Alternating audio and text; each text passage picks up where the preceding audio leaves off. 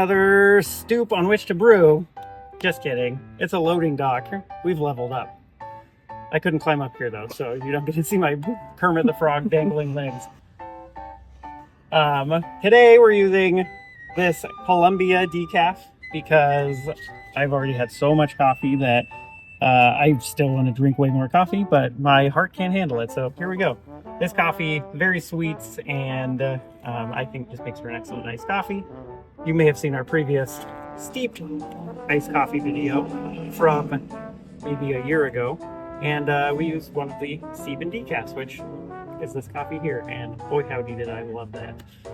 We're using a Clever Dripper, which is a steep and release brewer, which means it has a little stopper in the bottom.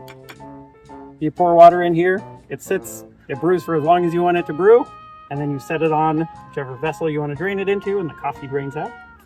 And we've got ice. So for this method, we're going to do about 70% of our normal brew water, and then 30% of that in ice, and then we have some extra ice just to throw on there when it's finished. So to start, I like to give my filter a little rinse with some hot water.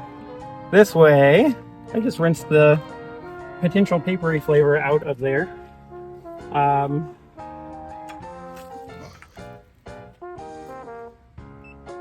And, you know, heat up the brewer a little bit so it retains more heat while we're brewing. I have 25 grams of this delightful decaf coffee,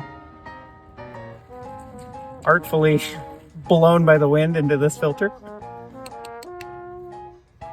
And we're going to do, what's 70% of 400? 280? We're going to do 280 grams of water here, which is 280 milliliters. I'm going to start a timer. Going to pour that in. It's going, it's going. You don't need to be delicate. It's all just brewing together, so just dump your water in there. We'll put this handy little lid that comes with Clever on to retain some heat. And at about 2 minutes and 30 seconds, we're going to drain.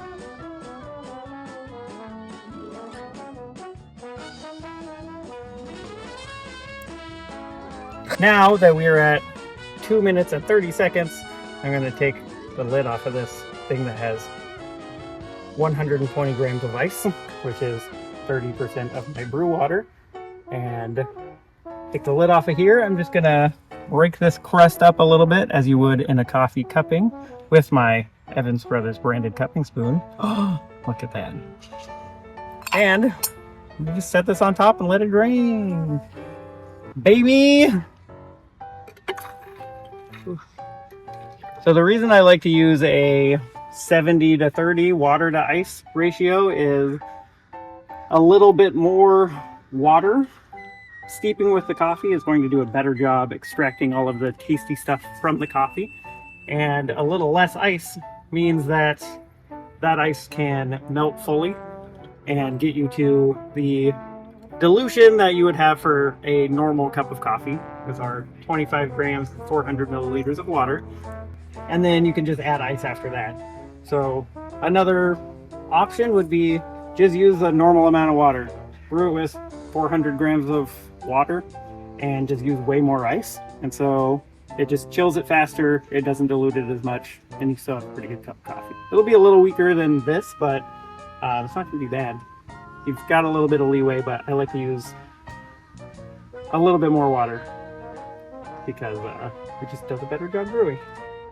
Look at this brew bed. It's so nice and flat. That means the water drained through all of the coffee evenly, and we probably have a very nice even extraction. How delightful.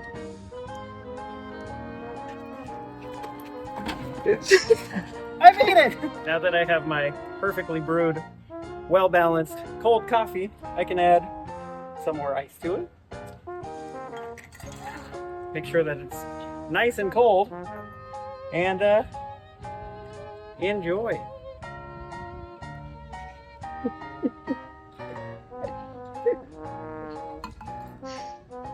That's our EA Sugarcane Columbia decaf. Notes of cocoa, mallet, a little bit of citrus.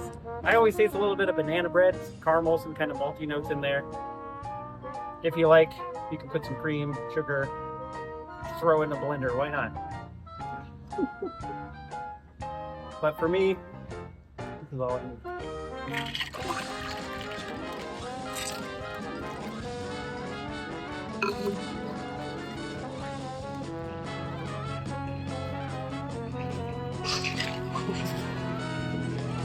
Oh, it's so refreshing. Oh.